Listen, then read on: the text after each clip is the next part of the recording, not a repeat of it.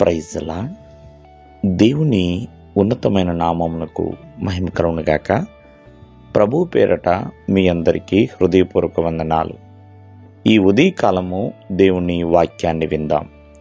సామెతలు 18వ అధ్యాయము 15వ వచనము.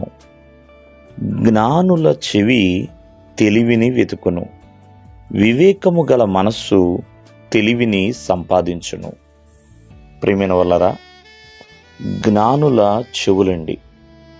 అంటే జ్ఞానుల యొక్క చెవులు ఏమి వెతుకుతున్నాయి అంటే తెలివిని వెతుకుతున్నాయండి. అంటే వారి చెవితో తెలివి కలిగిన మాటలు మాత్రమే వారు వింటున్నారు. ప్రకటన గ్రంథంలో చెవి గలవాడు వినుగాక అని ఒక మాట రాయబడుతుందండి. అంటే దేవుని ఆత్మ సంఘములతో మాట్లాడుతున్నప్పుడు ఎవరైతే చెవులు కలిగి ఉన్నారో వారందరూ కూడా వినండి అన్నట్లుగా.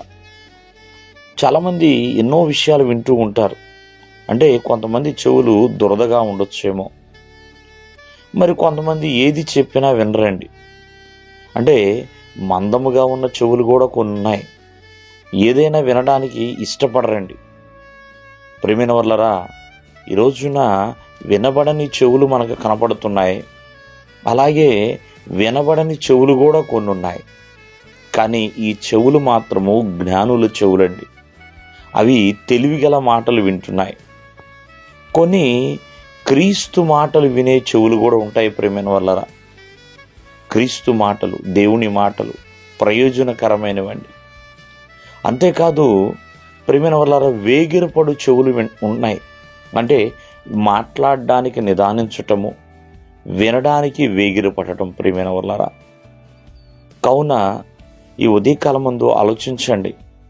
మరి ఎటువంటి చెవులను మనం కలిగి ఉన్నాం, అంటే ఎటువంటి మాటలు వినుచున్నాము, ఎటువంటి మాటలు వినుచున్నాం. ఎందుకంటే వినిన దానిని బట్టే విశ్వాసం అనేది కలుగుతుందండి. అది క్రీస్తు మాటలను గూర్చుని వింటే క్రీస్తుని పట్ల విశ్వాసం అనేది కలుగుతుంది. లోకపు మాటలు వినుట వలన ఆసక్తి కలిగి ఉంటే లోకము పట్ల విశ్వాసం అనేది కలుగుతుంది. కావున ఒకసారి ఆలోచించండి, మరి ఎటువంటి మాటలు వినడానికి నీ చెవిని అప్పగిస్తున్నావు? దేవుడు మిమ్మను ఆశీర్వదించునుగాక. ఆమేన్.